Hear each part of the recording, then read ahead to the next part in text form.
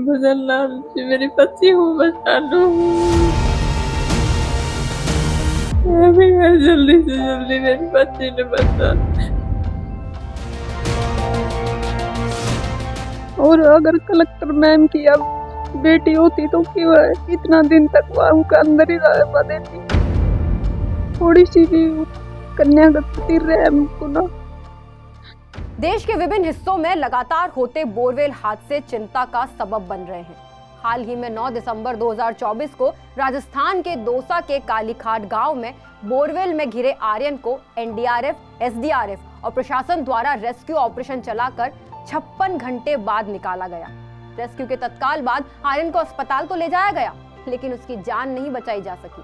आर्यन के लिए बोरवेल मौत का कुआं साबित हुआ। वहीं कोटपुतली ग्राम कीर्तापुर बड़ियाली तनसरुंड में सोमवार की दोपहर एक और 3 साल की मासूम चेतना 150 फीट गहरे बोरवेल में करीब 6 दिन से फंसी हुई है। कोटपुतली में यह हादसा सोमवार की दोपहर करीब 2 बजे हुआ, जब एक 3 वर्षीय चेतना खेलते समय खेत में बने बोरवेल में घिर गई।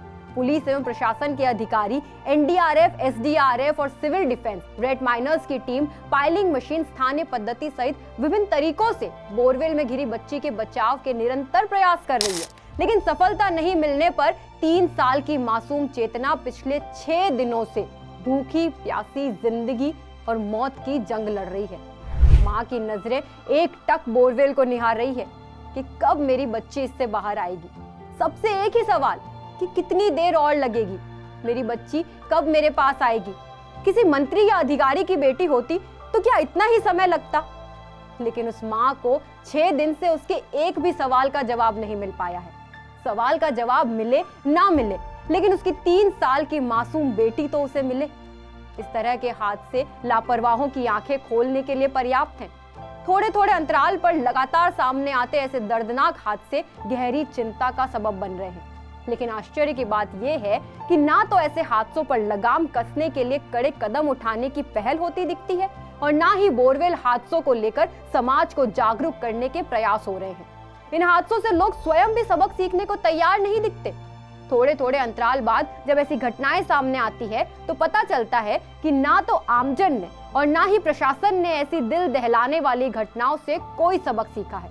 ऐसे हादसों में प्रायः देखा जाता रहा है कि लोगों द्वारा फसलों की सिंचाई के लिए अपने खेत में बोरिंग कराने के बाद उसके सफल नहीं होने पर बोरवेल के गड्ढे को बंद कराने के बजाय खुला छोड़ दिया जाता है, जो अक्सर ऐसे दर्दनाक हादसों का कारण बनते हैं। ऐसे में सबसे बड़ा सवाल यही है कि आखिर लगातार सामने आते बोरवेल हादसों के बावजूद खुले बोरवेलों में कब तक मासूम जानें इस तरह दम तोड़ती रहेंगी।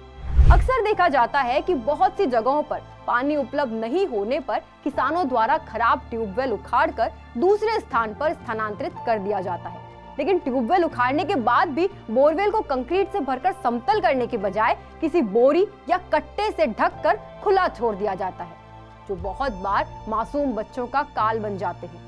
कोई बड़ा हादसा होने पर प्रशासन द्वारा बोरवेल खुला छोड़ने वालों के खिलाफ अभियान चलाकर सख्ती की बातें दोहराई जाती है, लेकिन निरंतर सामने आते ऐसे हादसे ये बताने के लिए पर्याप्त हैं कि सख्ती की ये बातें महज बयानों की सीमित है। सुप्रीम कोर्ट के सख्त निर्देशों के बावजूद कभी ऐसे प्रयास नहीं किए गए जिससे ऐसे मामलों पर अंकुश लग सके।